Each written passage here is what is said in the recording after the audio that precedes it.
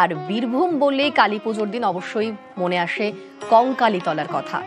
বীরভূমের সতীপীঠ কঙ্কালীতলা, সকাল থেকে সেই কঙ্কালীতলা মন্দিরে ভক্তদের ভিড়।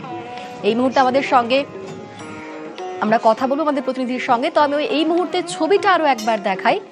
লম্বা লাইন রয়েছে, সকাল থেকেই প্রচুর দূর দূর থেকে প্রচুর মানুষ এসেছেন।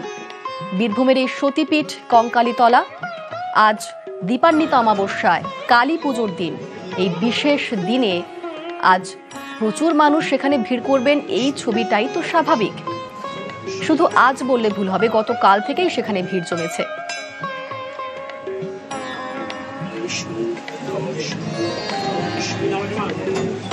চলুন এই মুহূর্তে ছবিটা আরো একবার দেখাবো। আমাদের সঙ্গে সরাসরি রয়েছেন প্রতিনিধি ইন্দ্রজিৎ রুজ।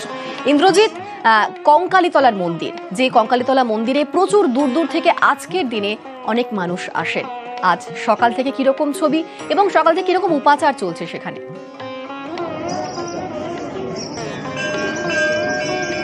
দেখো, একদমই যেটা বলে রাখবো, অন্যান্য আর 5টা দিনের থেকে কিন্তু ভিড় অত্যন্ত বেশি রয়েছে কঙ্কালীতলা মন্দিরে।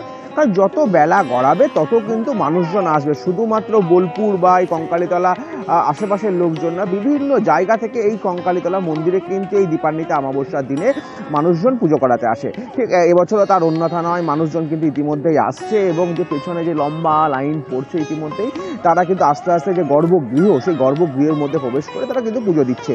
বিশেষ করে যেটা বলে রাখবো, বিশেষ কিছু ভোগের ব্যবস্থা যেমন এবারে করা রয়েছে, দুপুরে ভোগের ব্যবস্থা করা রয়েছে। তাছাড়াও রাত্রে, অর্থাৎ ঠিক রাত্রি 8টার পরে কিন্তু মায়ের যে ভোগ আরতি, সেই ভোগ আরতি হওয়ার পরে মাকে কিন্তু, অর্থাৎ কালী মাকে কিন্তু বিশেষভাবে পুজো করা হবে, অর্থাৎ কালী রূপে পুজো করা হবে। এমনটাই কিন্তু এখানকার যারা ভক্ত, যারা পুরোহিতরা রয়েছে তারা কিন্তু জানাচ্ছে যে বিশেষ যে পুজো, সেই পুজো কিন্তু রাত্রি 8টার পরে শুরু হবে।